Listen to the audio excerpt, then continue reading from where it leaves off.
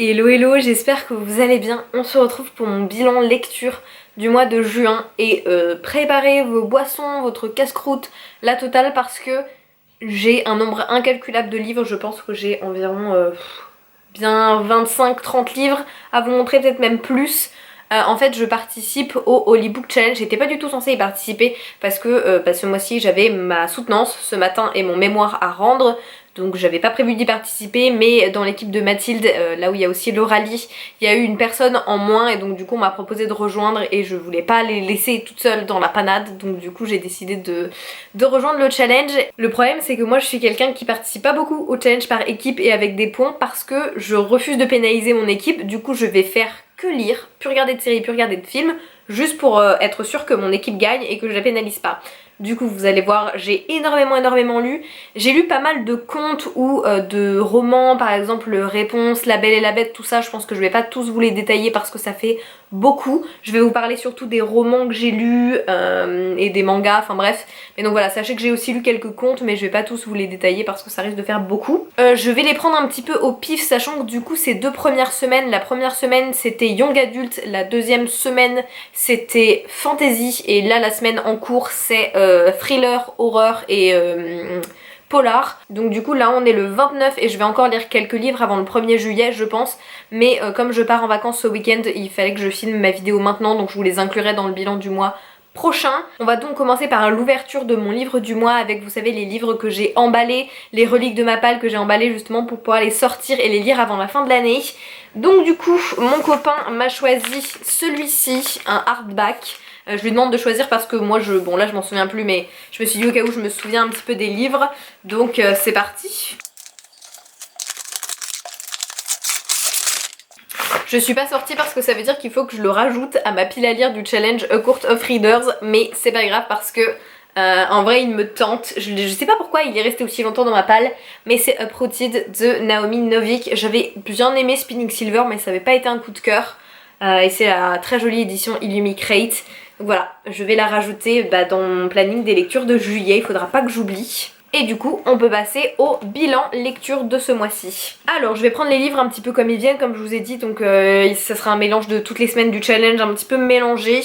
J'ai lu A Kingdom of Flesh and Fire de Jennifer L. Armentrout, qui est le tome 2 de From Blood and Ash, et on va pas se mentir, j'ai été un peu déçue par ce livre. On m'avait dit qu'il était lent. Ça, à la limite, ça me dérange pas s'il y a des informations clés qui sont apportées, et il y en a, hein. Il y a des révélations très intéressantes et je lirai quand même le tome 3. Mais j'ai trouvé que les conversations tournaient en rond. C'était, enfin, les dialogues, franchement, c'est tous les chapitres, ils se redisaient la même chose, et vraiment, et je sais que je suis pas la seule à avoir remarqué ça, en fait ça fait vraiment écrit à la manière d'une fanfiction. En fait c'est construit autour de la romance et des scènes de sexe, et derrière il y a l'intrigue qui se construit aussi. Mais c'est vrai que pour moi ça fait, enfin ce tome là il faisait vraiment trop fanfiction, les dialogues qui tournent en rond, les scènes de sexe, tous les chapitres. Il avait pas besoin de faire 600 pages, hein. Il avait vraiment pas besoin de faire autant de pages. Donc un peu déçue. Je lirai quand même le tome 3, mais franchement après le coup de cœur que j'avais eu pour le tome 1, j'ai été vraiment déçue par ce tome 2. Ensuite, si vous cherchez une romance un petit peu fantasy, hyper sympa pour l'été, j'ai lu A Touch of Darkness de Scarlett Sinclair. Il y a du smut, hein, donc à ne pas lire si vous êtes trop jeune. Mais c'est le genre de livre qui se lit très très bien. Il y a quelques petites incohérences, il y a des choses... de toute façon, les relations dans la mythologie grecque, c'est déjà très bizarre. Mais j'ai bien aimé, franchement ça se lit très très vite. Dès que je l'ai terminé, j'avais envie de lire la suite, je lirai la suite. Donc ça reste une très bonne lecture, ça c'est vraiment très bien lu. Après j'ai lu les alors c'est pas les deux premiers tomes parce que ça c'est le tome 0 et ça c'est le tome 01 de Jujutsu Kaisen, je vais y arriver. J'avais vu passer les mangas sur TikTok et j'avais eu un coup de cœur pour la bande-annonce de l'animé en fait. Et du coup j'ai décidé de les acheter comme ça en petit manga. J'ai le tome 2 aussi qui est dans ma pile à lire du challenge et j'ai beaucoup aimé. Franchement ça se lit hyper vite, j'aime beaucoup les dessins, j'aime beaucoup l'intrigue. Juste j'avais beaucoup aimé les personnages du tome 0 et on n'en retrouve qu'un seul dans le 01. Je trouvais ça un petit peu dommage parce que je préfère les personnages de celui-ci que de celui-là. J'ai aussi terminé le tome 2 du Sorceleur et j'ai adoré ma lecture. J'ai déjà acheté le tome 3 et tome 4. J'ai prévu de me faire une lecture du tome 4 avec Mathilde du compte Mes Douces Lectures normalement. Et j'aime énormément, franchement, j'aime énormément, j'adore l'humour, c'est plus cru que dans la série et j'adore vraiment, j'aime l'humour, j'aime le ton, j'aime les histoires qui s'entremêlent, enfin ça se lit hyper bien. Et si vous aimez les audiobooks, la version audio de ce livre est pas mal non plus. Passons à une lecture que j'ai un petit peu moins aimée, c'est The Trials of Apollo, The Hidden Oracle de Rick Riordan, donc les épreuves d'Apollon, l'oracle caché, j'imagine en français. Et en fait, je pense que la plume de Rick Riordan n'est pas faite pour moi. C'est censé être du jeunesse, hein, donc je peux pas me plaindre du fait que le ton fasse jeunesse, mais moi j'accroche pas du coup. J'accroche pas avec l'humour, j'aime bien l'intrigue, mais vraiment son humour c'est pas ce qui marche pour moi. J'accroche pas. Ça reste un livre que j'ai lu hyper vite et que j'ai quand même bien aimé, mais je sais que c'est pas du tout un auteur qui est fait pour moi et jamais j'aurais du coup la volonté de lire tous ses livres, je pense. Ensuite, j'ai découvert Laia Lopez ce mois-ci et je suis tombée amoureuse de sa plume et de ses dessins. Franchement, en premier j'ai dévoré mais en une journée Strawberry Moon le tome 1 et le tome 2. C'est l'histoire d'un groupe de sirènes qui en fait a l'opportunité d'aller vivre à la surface, mais il y a plein de choses qui vont se mettre en place, y compris une romance et des ennemis cachés, et j'ai adoré. En fait je m'attendais à un truc très très cool, mignon, mais en plus de ça l'intrigue était vraiment hyper intéressante et les dessins sont juste magnifiques. Et dans la même veine, j'ai beaucoup apprécié Mystic Land, qui est une de ses dernières sorties il me semble. J'ai adoré encore une fois les dessins là ces dessins de fées, j'adore. Juste j'ai trouvé ça un petit peu dommage parce que il y a le même trope qui est repris dans... Enfin un petit peu le même trope qui est repris dans Strawberry Moon et dans Mystic Land et j'ai trouvé ça un peu dommage. Bon après ça se sépare et l'intrigue prend une tournure différente, mais c'est vrai que j'ai trouvé ça un tout petit peu dommage. Après j'ai aussi pas trop aimé moi c'est quelque chose que j'aime pas mais c'est très personnel, les références au monde réel. Quand je lis des livres de fantasy comme ça, qu'on me parle de Beyoncé quand je lis de la fantasy, moi j'aime pas, mais c'est très personnel. Comme je vous l'ai dit, j'ai aussi lu pas mal de classiques ou de contes comme je vous ai dit Réponse, La Belle au Bois dormant, Blanche-Neige, et du coup les seuls que j'avais en papier c'était The Wizard of Oz et A Christmas Carol. C'est ces super jolies éditions que j'achète pour pouvoir avoir des belles éditions. Je le fais clairement que pour l'esthétique et je me dis que si un jour j'ai des enfants, ça sera des jolies éditions pour mes enfants. Et j'ai adoré, franchement c'est le genre de livre déjà qui se lit hyper vite et qui transporte en enfance, je trouve. Enfin moi j'adore. Surtout que j'ai alterné entre papier et audiobook et ça me fait vraiment replonger en enfance. Ça se lit à une vitesse en plus, donc c'est pas le genre de lecture qui prend la tête. Et voilà, je suis vraiment à chaque fois conquise par ces livres. Comme je fais jamais les choses dans le bon ordre, j'avais oublié que je vous avais pas encore parlé du tome 1 en fait de From Blood and Ash. Donc parlons du tome 1, du coup le tome 1 a été un coup de cœur, vraiment, je l'ai beaucoup aimé, je l'ai dévoré mais en 2 jours je crois. Et voilà, du coup c'est pour ça que j'avais beaucoup d'attentes pour ce tome 2 et que j'étais un petit peu déçue. J'ai Chloé avec qui je travaille dans mon alternance qui a lu le tome 3 et qui m'a dit qu'il était mieux encore que le tome 1 et donc du coup mieux que le tome 2, donc j'ai hâte quand même de le lire parce que voilà, j'avais adoré vraiment le tome 1 et le tome 2 c'est parti trop dans la fanfiction pour moi. J'ai aussi lu en lecture commune avec Marion du conte Snodza in the Ravenous Dark de A.M. Strickland. Celle-ci c'est l'édition Illumicrate qui est magnifique. Le livre était, comme je l'ai dit sur Instagram, c'était une bonne lecture, vraiment, c'est un 3,5 il me semble. Ça se lit très bien, juste c'est pas transcendant. Honnêtement la plume est pas incroyable, ça se lit vite, c'était intéressant, l'intrigue était bien construite. C'était intéressant aussi d'avoir des représentations du couple qui sont différentes, puisque là par exemple on a un trouble entre guillemets, y compris des relations du coup homosexuelles, et c'est vrai que c'était un schéma pas forcément exploité beaucoup dans la fantasy, donc j'ai aimé découvrir ça, mais voilà, comme je vous l'ai dit, ça reste pas l'histoire du siècle. Une autre petite déception, c'était The Infernal Devices, donc Clockwork Angel de Cassandra Clare. J'avais lu mon premier Cassandra Clare il y a quelques mois, il est juste là-bas normalement, c'est Chain of Gold, donc la saga The Last Hours, et j'avais beaucoup aimé, mais je l'ai découvert en français, donc je sais pas si c'est le fait de l'avoir lu en VF et d'être passé à la VO qui a fait que j'ai pas accroché, mais alors avec celui-ci, peut-être que c'est l'époque aussi qui me parle pas trop, mais j'ai pas trop accroché, ça se lit vite, l'intrigue est intéressante, mais j'ai pas du tout trouvé ça transcendant, j'ai pas accroché plus que ça à un des personnages, en fait j'ai trouvé que c'était un peu lent, mais en même temps il se passe des choses, donc je sais pas comment dire, c'est mon ressenti, où j'ai l'impression que même si je le lisais vite, ben je m'ennuyais un petit peu. Voilà. Je sais pas trop quoi, j'arrive pas trop à placer mon ressenti sur ce livre, juste voilà, ça a pas du tout été un coup de cœur comme j'ai pu avoir avec son autre saga, The Last Hours. Ensuite, j'ai terminé la lecture du coup de cette relique de ma pile à lire. Alors celle-ci c'était pas une relique de ma pile à lire, mais donc qui était emballée avec mes livres à déballer chaque mois, parce que j'appréhendais et je savais que si je l'emballais pas, j'allais jamais le lire ce livre, ou alors repousser ma lecture pendant des années. Et je l'avais tiré au sort, et ça a été une très bonne lecture. Honnêtement, ça reste un 3,75 parce que, bon bah c'est pas ce que je lis d'habitude et donc par rapport aux 5 étoiles que je mets, je pouvais pas lui mettre une aussi bonne note. Mais c'est le genre de livre qui se lit en 24 heures à la plage, posé. C'est une réécriture d'Alice au Pays des Merveilles et j'ai beaucoup aimé. En fait, je l'ai lu surtout en livre audio parce que le narrateur avait une manière de raconter l'histoire qui était géniale. J'ai trop aimé.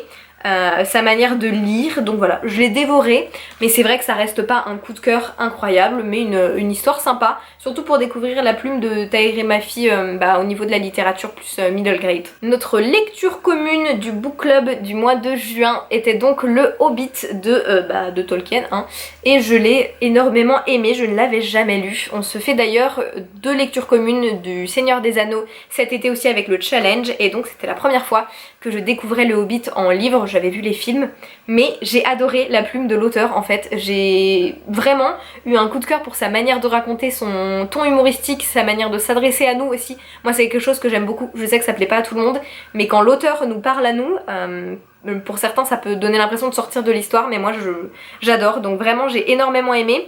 Et du coup j'ai lu pas mal de contes de Tolkien ce mois-ci pour le challenge, y compris Rove Random que j'ai beaucoup aimé. J'ai lu quoi? J'ai lu Farmer Giles of Ham que j'ai bien aimé aussi. Enfin, il a écrit plein de petits contes pour enfants qui sont très sympas si vous voulez découvrir un peu plus la littérature jeunesse entre guillemets de Tolkien. Pour sortir de ma zone de confort, j'ai aussi lu Le bleu ne va pas à tous les garçons de George M. Johnson, publié aux éditions de Saxus. C'est All the Boys Aren't Blue en anglais il me semble, et c'est un format un petit peu différent de ce que je lis d'habitude puisque c'est une autobiographie.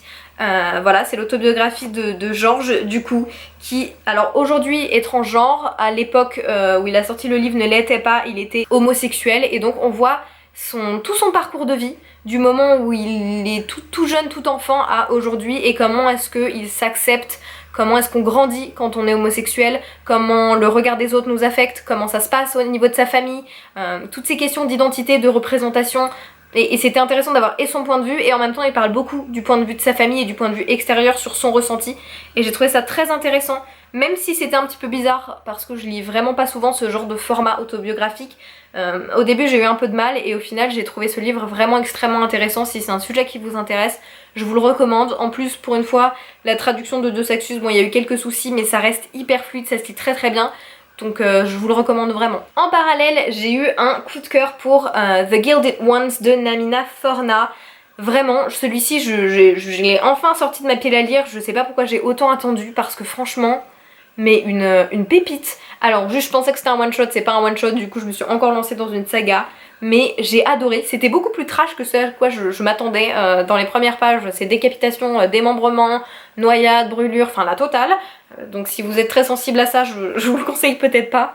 Mais j'ai adoré sur l'acceptation de soi, sur le féminisme, sur des nanas hyper badass. Enfin vraiment, j'ai énormément aimé ce livre. Là j'ai l'impression qu'il me reste pas mal de livres que j'ai juste énormément aimé. J'ai eu beaucoup de très bonnes lectures ce mois-ci, ça fait plaisir, surtout quand on lit beaucoup comme ça, de réussir à avoir pas mal de bonnes lectures dans le mois. J'étais hyper contente. Je me suis enfin décidée à lire The House in the Cerulean Sea, c'est mon copain qui me l'avait offert en plus celui-ci, donc quand quelqu'un vous offre un livre, faut pas le laisser traîner 2 ans dans votre palle, sinon ça la fout mal. Donc du coup je me suis enfin décidée à le lire, et mon dieu, mais les avis sur ce livre sont tellement mérités. Mais oui, c'est la lecture doudou par excellence. C'est un livre tellement beau sur la tolérance, sur l'acceptation, contre le racisme, sur voilà l'amitié, l'amour, si vous aimez le found family trope, franchement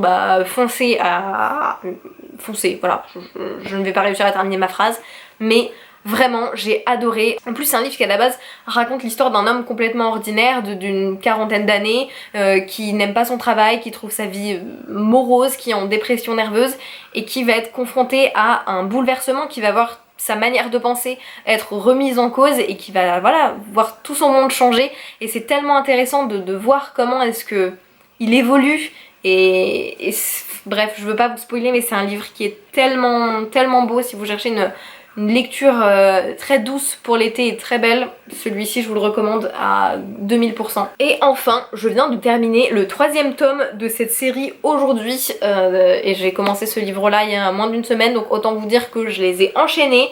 J'ai lu donc le tome 1 de Truly Devious, le tome 2, le tome 3, et j'ai le tome 4 dans ma palle, mais il me semble que on n'est pas obligé de les lire en même temps, enfin que c'est une sorte, ça part un petit peu ailleurs dans la saga, même si sur Goodreads il le note comme un tome 4. Bref, je vais le lire aussi cette semaine, mais donc j'ai lu le tome 1, 2 et 3 de Truly Devious et j'ai adoré. Franchement, si vous aimez les murder mystery jeunesse, enfin jeunesse, non, young adulte, c'est pas du jeunesse, c'est du young adulte, et je vous le recommande. Franchement, c'était tellement intéressant. Les plot twists, je les ai pas vus venir, à chaque fois ça se finit sur un cliffhanger pas possible. Le personnage de Stevie Bell, qui est le personnage principal, est hyper attachant. Les alternances entre le temps présent et les allées et venues dans le passé sont hyper bien faits. On a des extraits de comparution auprès de la police, enfin vraiment je trouve que tout était très bien organisé, très bien fait. Les énigmes étaient hyper intéressantes, donc je recommande franchement, comme le disait Clara avec qui j'en parlais du Conte Isla Reading. Cette saga elle est tellement sous-cotée, mais tellement sous-cotée. Si vous aimez des thrillers, mais foncez, elle est géniale. Et je crois que c'est tout pour les livres papier. Je vais vous dire maintenant ce que j'ai lu sur ma Kindle. J'ai tout noté sur un petit papier. Ah oui, alors j'ai lu aussi en livre audio en début du mois Anne of Green Gables, donc Anne et la maison au pignon vert je crois en français. Et j'ai adoré, franchement j'ai trop aimé. C'est exactement en fait la même ambiance que la série, le ton est super drôle et puis Anne est tellement attachante. Franchement je pense que c'est un de mes personnages féminins préférés. Elle prend tellement tout hyper à cœur et elle s'implique dans tout ce qu'elle fait à fond. Je la trouve tellement touchante et tellement attachante, j'ai adoré ce livre. Ensuite j'ai aussi lu They Both Die at the End, donc ils meurent tous les deux à la fin. J'ai bien aimé mais j'ai pas trouvé ça transcendant. J'ai pas eu un coup de cœur. Alors après c'est peut-être le format livre audio, parce que comme je l'ai écouté en audio j'ai pas eu un énorme coup de cœur pour la plume et le narrateur, donc je pense que ça a peut-être fait que j'ai pas eu ce coup de cœur que j'aurais peut-être pu avoir si je l'avais lu en papier. Mais voilà, je pense aussi que parfois les livres audio peuvent jouer là-dessus. J'ai aussi fait une relecture du Petit Prince, qui est un de mes livres préférés de tous les temps, d'Antoine de Saint-Exupéry. J'adore, on adore tellement dans ma famille que ma mère a dessiné le Petit Prince chez nous, il y a des citations.